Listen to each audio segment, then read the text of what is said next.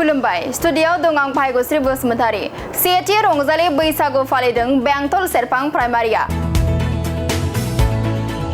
राव हारिमु धोरोम बासियालासे गुबुन गुबुन हारिनि सुबुंफोराबो सेथि रंजालि बैसागु फालिदों नंगौ 14 नं सेरांदुवार ब्लकनि सिङाव थानाय बेंटल सेरफां प्राइमारिनि बानजायनायाव खुंगा सेथि रंजालि बैसागु फोरबो फालिदों बेंटल सेरफां प्राइमारिया लोगोसे प्राइमारिनि सिङाव थानाय गुबुन गुबुन हारिनि सुबुंफोराबो राव हारिमु धोरोम बासियालासेनो खौसेथि बर'नि देरसिन फोरबो रंजालि बैसागु फोरबोखौ फालिदों बे रंजालि बैसागु फालिनाय हाबाफारियावनो बेंटल सेरफां प्राइमारिनि सुबुंफोरजों लोगोसे बारग' लेङाइ गाहाय मावफुं सोद्रोमा खाम्फा बरगयारी आरो इउपिपिएल ब्लकनि गोबां दैदेनगिरि बिथांमोनाबो खौसेयै बाहागो लादों खाम्फा बरगयारी बिथाङा बे हाबाफारियाव बाहागो लानानै आगुनि बैसागु फोरबो फालिनाय आरो आथिखालनि बैसागु फोरबो फालिनायनि सायाव खौरांगिरिनि गेजेरजों गुवारै फोरमायथिनानै होयो दानिया फैदो बिथां खाम्फा बरगयारीया मा फोरमायखो जों आबुङै खोनासंना लानि बिटिसिआव जि जाति गस्थिफोर दङ बयहाबो गाव गावबागाव जातीय उत्सव दङ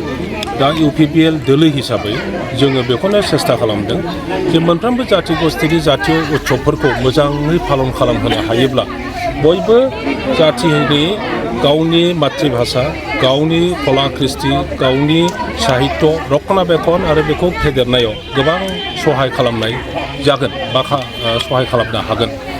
दा नैबे जाहैबाय बैसागुनि सम ओंखायनो बैसागुखौ पालन खालायग्रा जाति गस्थिनि भाषा साहित्य संस्कृति बजाय लाखिनायनि बेलायाव सहाय सहযোगिता खालामनो थाखाय बेखौ जिहेतु आसामनि मोनसे राष्ट्रीय जोंनि आसामनि जातीय उत्सव तद्रुप बियो बिटिसिनिबो जातीय उत्सव बेखायनो रेसपेक्टिभ अफ धर्म निर्बिखेखे भाषा निर्बिखेखे जाति निर्बिखेखे बयबो जाति गस्थि धर्मावलम्बी भागा भागियानो बे उत्सवखौ पालन खालामनांगौ बेखौ मेसेज होदों आरो बिनि थाखाय इउपिपिएल दोलो हिसाबै गामि लेभेलसिम प्राइमारि लेभेलसिम बोसोनथि हरनाय जादों जे बयबो रायजो राजाफोरखौ लानानै बैसागुखौ गाजा गोमजायै मोजाङै डिसिप्लिनै पालन खालामो बे हिसाबै जोङो बेंटल सेरफाङाव दिनै पालन खालामदों बेवहाय नोङो आदिबासिफोर फैदों बाहागो लादों मोसादों माइनरिटि मानसिफोर फैदों इस्लाम धर्मीय मानसिफोर फैदों बाहाय लोगो लादों ख्रिस्टियान धर्मीय मानसिफोर फैदों बाहाय लोगो लादों बाथौ धर्मीय मानसिफोर फैदों बाहाय लोगो लादों मा होनना बुङो बेखौ ब्रह्म धर्मीय मानसि जयगुरु धर्मीय मानसि सोरबा हयथ' कृष्ण गुरु धर्मीय मानसिफोरबो ज' फैनानै बेवहाय जोङो पालन खालामदों जोबोद मोजां बैसागुखौ मोनसे धर्म बा बाथौ धर्म बा ब्रह्म धर्मनि मोनसे फोरबो बेबायदि बेयो जातीय उत्सवसो बेयो आसामनि जातीय उत्सव आसामाव सोर जाति दङ बेसेबां धर्म दङ बेसेबां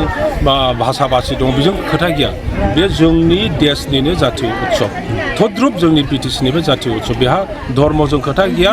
बेहा जातिजों खोथा गैया आगुनि जे बैसागु मोसानाय दानि बैसागु मोसानाय दोरोङारि दामनाय देनायनि सायाव मा बुंगोन सार बेखौ बुंनांगौबाथ' आरो एसे गोलाव जागोन गोदोनि जि बैसागु रंजानाय आरो दानि रंजानायाव